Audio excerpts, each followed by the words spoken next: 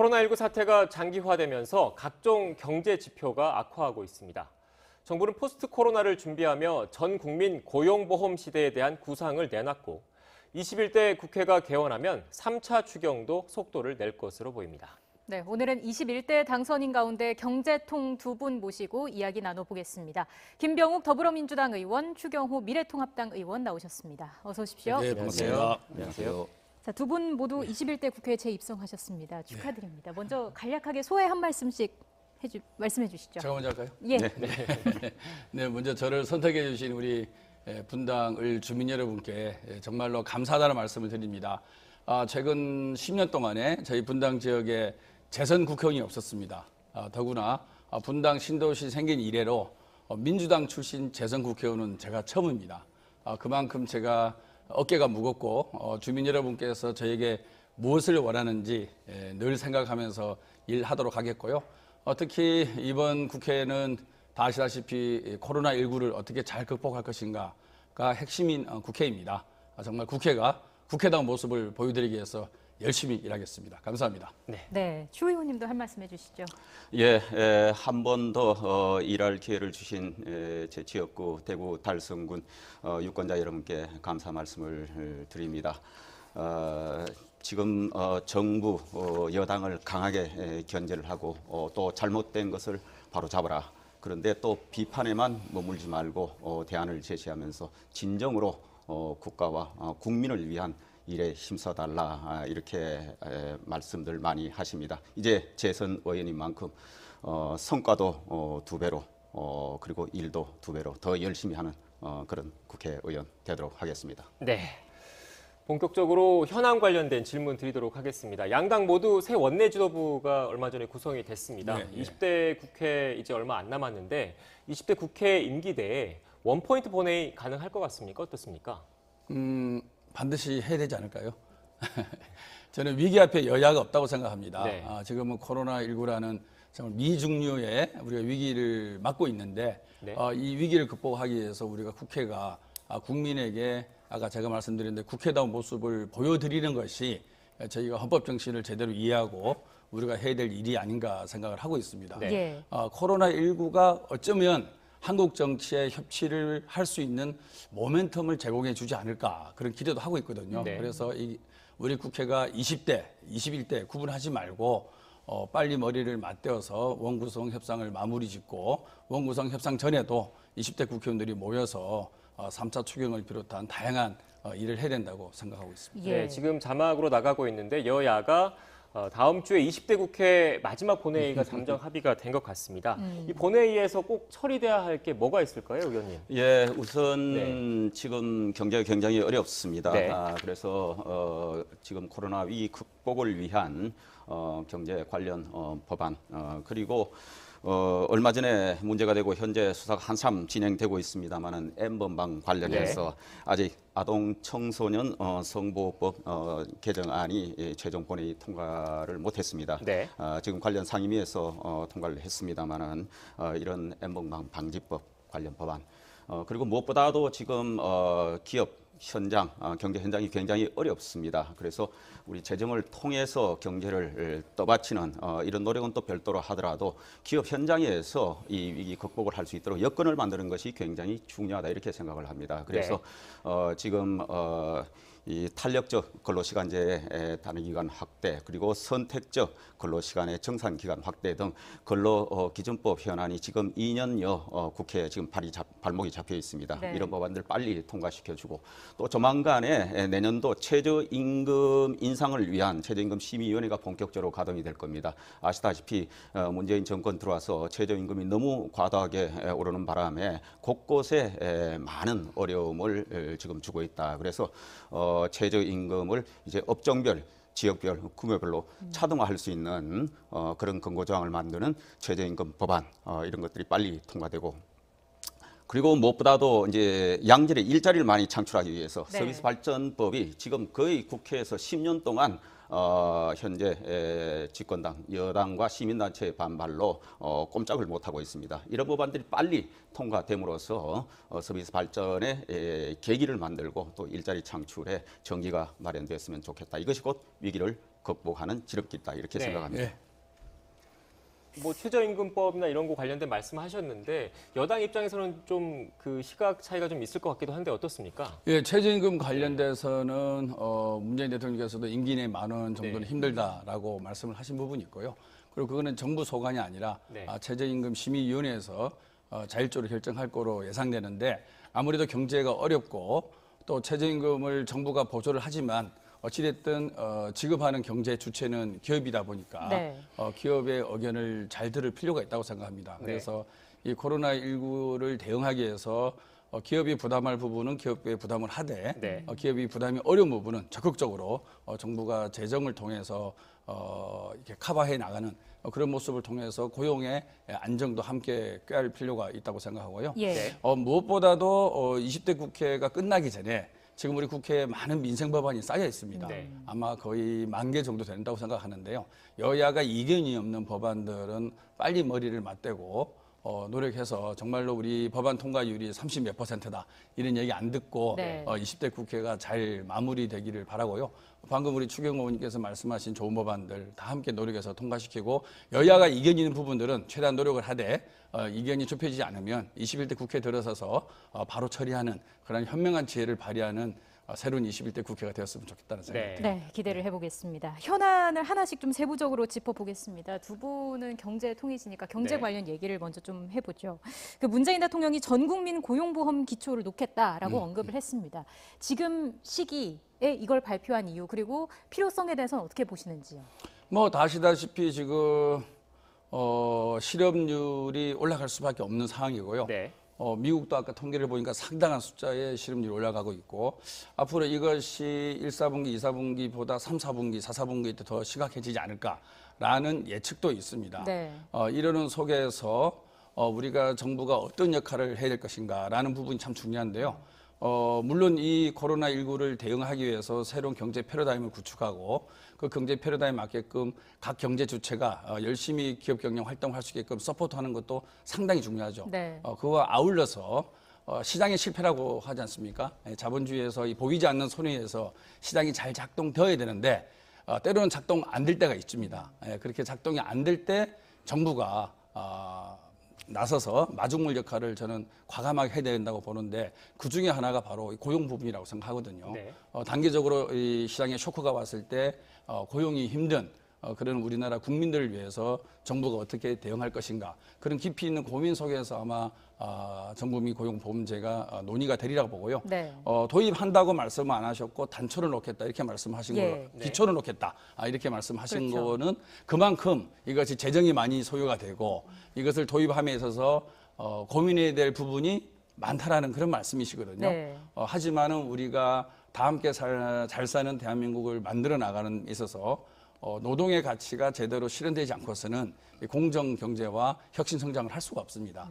그런 차원에서 반드시 이런 경제적 위기에 실패하는 그런 노동자들을 위한 사회 보장책을 정부가 함께 고민하고 나서서 대안을 만드는 것은 반드시 필요하다고 보고요.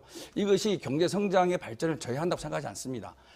복지가 안정이 되고 고용이 안정되었을 때 더 기업이 활력 있게 잘 돌아가고 더 노동자들이 노동 생산성이 높아지거든요. 네. 그래서 이 복지와 기업 경영, 창의적 활동 이런 것들이 선순환할 수 있게끔 정부가 설계를 잘 해야 되지 않나 그런 생각입니다. 네. 어제 이제 관련해서 논의가 좀 있었습니다. 국회 환경노동위원회에서 그 고용보험법 개정안이 의결이 됐는데 네. 지금 관심을 가졌던 게 그 고용보험 그 가입 대상, 적용 대상의 확대 여부였습니다. 네. 그런데 보험 설계사나 학습지 교사 등과 같은 특수고용직은 일단 빠지고 예술인만 포함이 됐거든요. 아무래도 이게 재정적인 문제 때문에 빠진 겁니까? 어떻습니까? 뭐 여러 가지 측면이 네. 있다고 봅니다. 우선은 전 국민 고용보험제 네. 이 시각부터 바로 잡아야 된다고 생각합니다.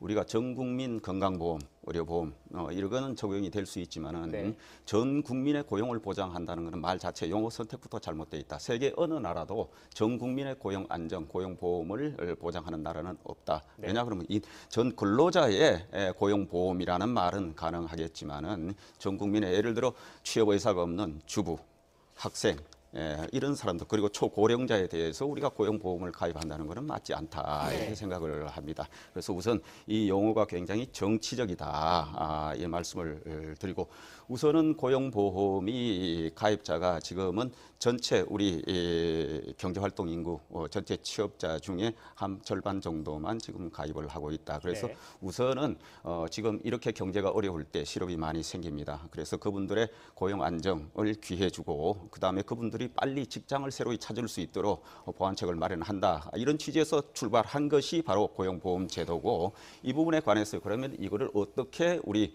이 국민들의 취업 안정 고용 안정을 위해서 작동시키게 할 것이냐 이과 관련해서는 역시 포괄 범위 그리고 이 재원 부담을 누가 어떻게 해야 될 것이냐 이것이 굉장히 관건이다 이렇게 생각을 합니다. 예. 이과 관련해서 지금 이제 자영업자, 뭐 특수고용직 이런 식으로 확대를 해야 되는 거 아니냐 이렇게 생각을 주장을 하고 하는데 이건 또 업종의 특성이 있습니다. 과연 누가 고용을 하고 있느냐? 기본적으로 일반적으로 기업주와 근로자가 같이 분담을 하면서 이 제도를 유지를 해 나가는데 과연 자영업자가 거기에 고용하고 있는 사람이 누가 있느냐. 현재 예. 자영업자가 임의 가입자입니다. 네. 임의 가입자로 열어놔도 자영업자는 소득 포착이나 현실적인 집행 어려움 때문에 또 그분들이 실제로 고용보험에 가입을 원하고 있지 않는 경우가 대부분입니다. 현재 전체 자영업자 중에 0.4% 정도만 지금 가입을 하고 있다. 그리고 특수고용직 같은 경우에 과연 그분들이 한 사업장에 전속이 돼 있느냐, 여러 사업장에 또 같이 공동으로 있느냐, 이럴 때 누가 부담을 해야 되느냐, 예. 또 그들의 특성상 자영업자의 특성을 가진 부분도 많다. 이렇기 때문에 그 부담 주체 또 자칫하면 이것이 막대한 재정 소요가 또 이루어질 수 있다. 이런 측면에서도 업종의 특성, 또 보험 제도의 원래 그 특성 그리고 재정 부담 등을 잘 살펴서 이 부분이 현실적으로 적용 가능 범위 내에서 단계적으로 차근히 진행돼야 된다 이렇게 말씀드릴 수 있겠습니다. 예. 네. 이게 법사위와 본회의에 관문이 남아 있는 상황인 거잖아요. 그렇죠. 20대 네. 국회 마지막 본회의에서의 처리 가능성은 어느 정도 있다고 봐요? 어제 여야가 합의한 예술인에 대한 고용보험제도는 통과되지 않을까 싶습니다. 예. 그 나머지 흔히 말하는 특수고용직이라고 얘기하죠. 뭐 캐디, 보험설계사, 학습지 교사 등등 아직도 약간의 논란이 있는 부분에 대해서는 추후 논의가 가능하겠지만 네. 여야가 합의한 부분은 빨리 통과를 시켜주는 것이 지금 우리 시대가 처한 상황을 잘 저희가 대비를 하는 그런 바람직한 정책이라 생각하고요. 예. 저는 그런 생각을 해봅니다. 우리나라 의료보험 제도가 이번에 빛을 발했죠. 전 네. 세계에서 가장 안정적으로 국민의 건강과 보건을 책임지는 코리아 이렇게 이제 각인이 됐지 않습니까? 이런 그 고용보험 제도도 물론 외국의 사례도 봐야 되겠지만 정말로 일할 의지가 있는 모든 국민들은 고용보험에 가입을 해서 만일에 내가 그 직장을 잃었을 때 일정 기간 국가가 지원해주는 그런 제도를 잘 만들어 나간다 그러면 네. 의료보험 제도와 아울러서 우리가 보다 더 선진국으로 나가는 데 있어서 핵심적인 복지의 역할을 할 수 있지 않을까라는 생각을 합니다.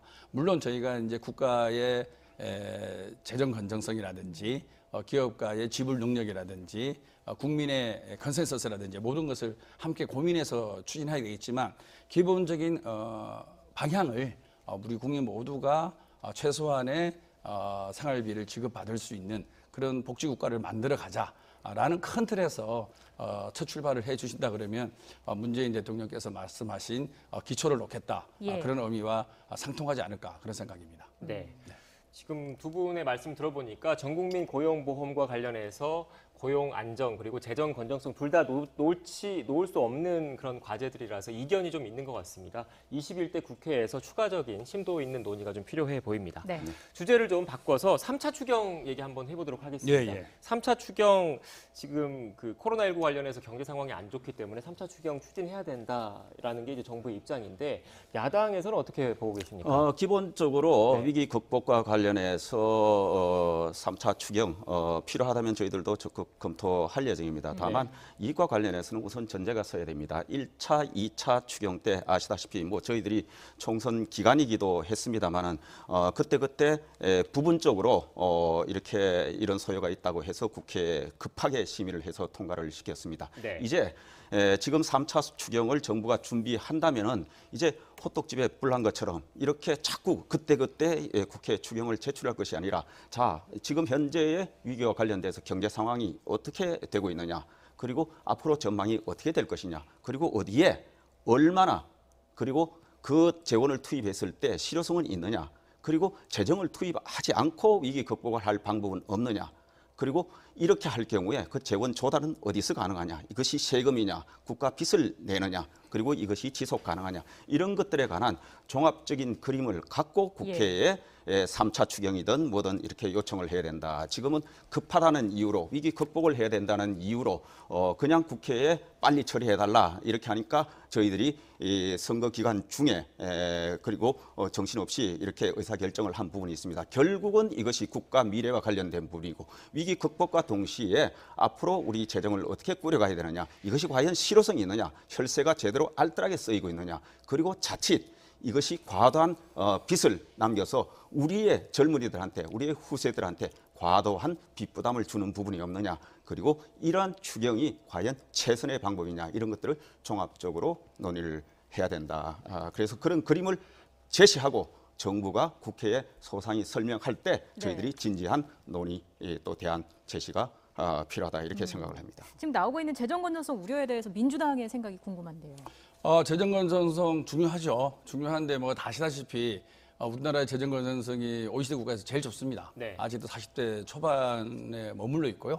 일본이 한 200 몇십 프로, 미국도 100% 넘고 있고 유럽도 뭐 8, 90% 이렇게 돼 있습니다. 그래서 재정 건전성을 글로벌 스탠다드로 봤을 때는 상당히 우리가 여유가 많다는 생각하고요. 네. 저희가 재정을 이렇게 안정적이고 건전하게 유지한 이유는 어려울 때, 만일에 위기가 닥쳤을 때 좀 더 여유 있게 쓰자라고 이게 안정적으로 유지한 거라고 생각하거든요. 따라서 지금 이런 미중미의 위기 시대의 재정 건전성을 얘기하는 것은 저는 조금 균형적 시각이 아니다 생각합니다. 네. 저희가 이렇게 살림을 잘하고 저축을 잘 해놓은 것은 어려울 때 쓰고 어려울 때 좀 더 여유 있게 집행을 하기 위해서 이렇게 만들어 놓은 여력이라고 생각하거든요. 그래서 물론 그렇다고 앞뒤 가릴 것 없이 쓸 수는 없겠지만 지금 저희가 1, 2차 추경을 잘 했다고 생각하고요.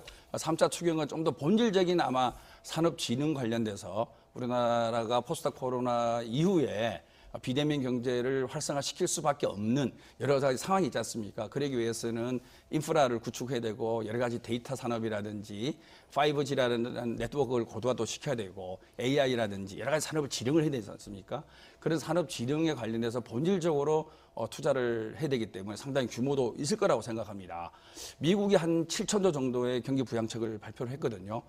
저희 정부가 한 30조 정도로 생각을 하고 있는 것 같은데 좀 더 필요하다 그러면 좀 더 과감하게 재정을 제대로 집행할 수 있게끔 근거 자료와 그다음에 야당을 설득할 수 있는 논리적 근거 네. 이런 부분들을 잘 만들어서 정말 우리가 이 포스트 코로나를 맞이하는 정말 IT 강국 그다음에 비대면 경제의 선두주자 대한민국의 모습을 저는 펼칠 수 있는 위기이자 기회라고 생각을 하고 오히려 기회가 더 많다고 생각합니다. 그래서 바이오 산업이라든지 의료 산업이라든지 AI 산업이라든지 다양한 우리의 장점이 있는 산업 그리고 이 뒷받침할 수 있는 반도체라든지 소프트웨어 산업이라든지 다양한 영역에서 정부가 과감하게 지원을 해주고 그리고 지원 속에서 모니터링을 강화해서 돈이 새 나가지 않게끔 잘 살펴볼 필요가 있다고 생각하고요.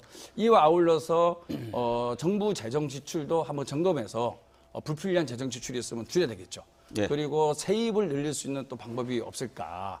세수를 확대시킬 수 있는 방법도 함께 정부가 고민해야 되지 않을까 생각합니다. 예. 재정 건전성 관련해서 이 말씀은 꼭 드려야 되겠습니다. 지금 문재인 정부 들어와서 재정이 너무 방만하게 운영이 되고 있기 때문에 국가 채무가 엄청나게 증가하고 있습니다. 금년에 벌써 세수 부족 현상이 생기고 금년에 최소한 경기가 좋지 않고 하기 때문에 정부가 당초 전망한 것에 비해서 20 내지 30조 원의 세수 펑크가 날 것으로 전망이 됩니다. 그리고 이렇게 나라 빚이 엄청나게 늘어나다 보니까 1인당 우리 국민 한 사람당 져야 될 빚 채무 부담이 당초 이 정부 출범할 때 1인당 1,200만 원 수준에서 이제 1,700만 원 수준, 약 500만 원이 늘어났습니다. 네. 그리고 국가 채무 비율이 이 정부 출범할 때 지금 금년의 전망을 해보면 약 10%포인트 정도 늘어납니다. 36%에서 금년에 한 46%까지 갈 걸로 전망이 되는데 이거는 과거 정부에 보면은 약 12년 동안 늘어난 채무를 이 정부는 3년 만에 늘어난다. 그리고 여러 OECD 국가 선진국의 채무 비율에 비해서 우리나라가 낮기 때문에 괜찮다 이렇게 이야기하시는데 우리가 간과하지 말아야 될 것이 바로 우리의 저출산 고령화 문제입니다. 독일이나 프랑스 등 OECD 국가들이 고령 사회, 그러니까 65세 인구가 전체 인구의 14% 이상 넘어가는 고령 사회. 우리나라는 2017년에 돌입을 했습니다. 그때 그들 나라의 재정 건전성, 그러니까 국가 채무 비율이 대개 10% 후반 또는 20% 또는 30% 초반이었습니다. 지금 우리나라는 고령사회에 막 진입을 했는데 우리의 국가 채무 비율이 벌써 40%를 넘고 금년에 45%가 넘는다. 지금 국제신용평가기관에서 금년에 정부의 공식 발표 자료 안에 국가신용평가에서 기관에서 경고를 했습니다. 우리나라 국가 채무 비율이 46% 되면은 국가신용 등급의 하향 조정 가능성이 있다. 그래서 금년 말에 45 내지 46%로 가고 문재인 정권 아마 끝날 무렵에는 50%가 넘을 걸로 생각이 된다. 그래서 위기 대응은 위기 대응대로 하지만은 재정 건전성의 화두를 놓쳐서는 안 된다. 이렇게 말씀드리겠습니다. 네. 지금 저희가 시간을 20분 정도 준비를 했습니다. 네. 그런데 벌써 이렇게 20분이 지나갔고요.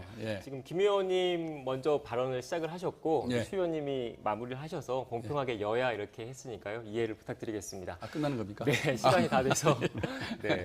지금까지 김병욱 더불어민주당 의원 그리고 추경호 미래통합당 의원과 함께 이야기 나눠봤습니다. 오늘 말씀 고맙습니다. 고맙습니다. 감사합니다. 네, 감사합니다.